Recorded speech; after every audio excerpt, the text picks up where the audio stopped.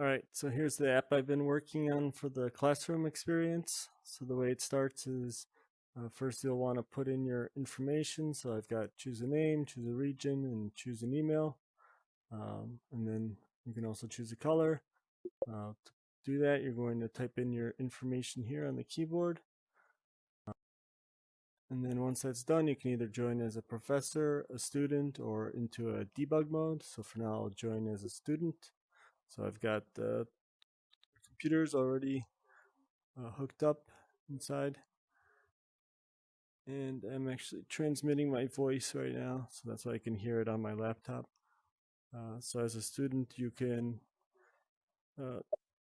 float around the room to see what's in the environment. And also when the professor spawns in, they can view what they're viewing. And then you'll be able to raise your hand if you have a question, if you want to ask something. And the other button here is to leave, to go back to the menu. Then the other thing you can see here is that I've got these little floating orbs, so that represents where the HMD of the player is. So for instance, I can actually move the HMD on one of the headsets. You can see it's moving around. And then same on the laptop over here.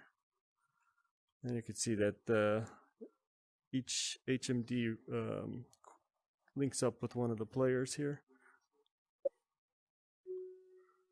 So as a student, currently that's all the functionality I have. Okay, and then if I want to spawn in as a professor, then there'll be some more things. So for instance, now you could see that I'm spawned in here as the professor. Let me mute myself. So I can either mute myself, disable transmitting the voice. I can mute all the students. I can pull up a student view. That'll show me everybody who's connected. This is a scrollable list.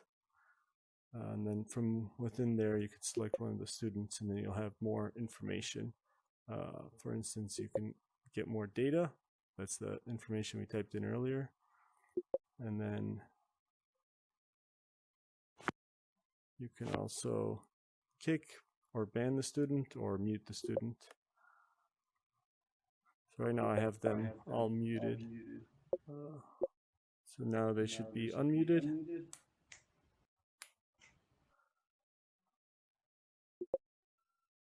And if I wanted to mute individual students, for instance, Rich over there. So now he's muted, so that's all networked.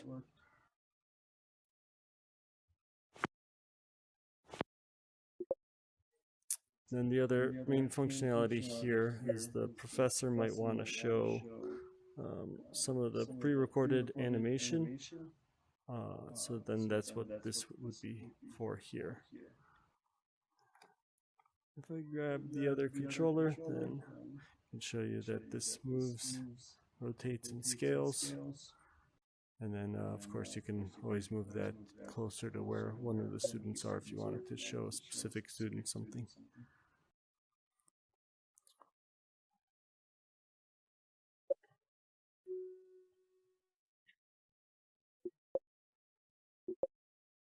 And I could show the functionality. Looks like one of the players got disconnected here. Right now that's one bug where it doesn't, it shows no name right there. But for the other student that's still there, I can kick him and he can join back here, join him back on the laptop.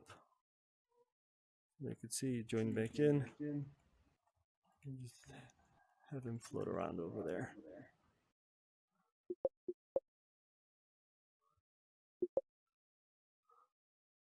And then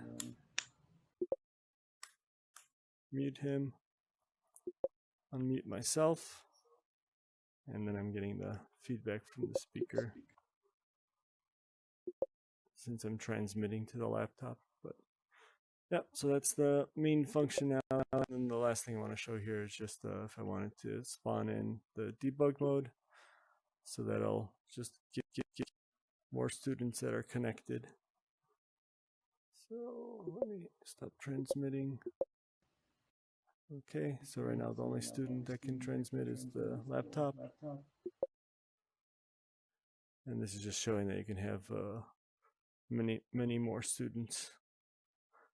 And they would all be viewing this same animation that's playing right here.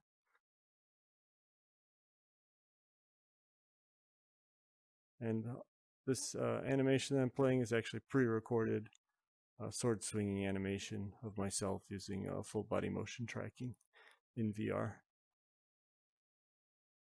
So I think an idea like this can be scalable. So one last thing I wanted to show here was that if I pull up the student list, and you'll see I've got all the students here. For instance, I can mute certain students, pull up their data, and then of course can kick one of them. And then if I refresh the list, it'll show the updated, refreshed list. So yeah, that's all I had for this experience. Thank you.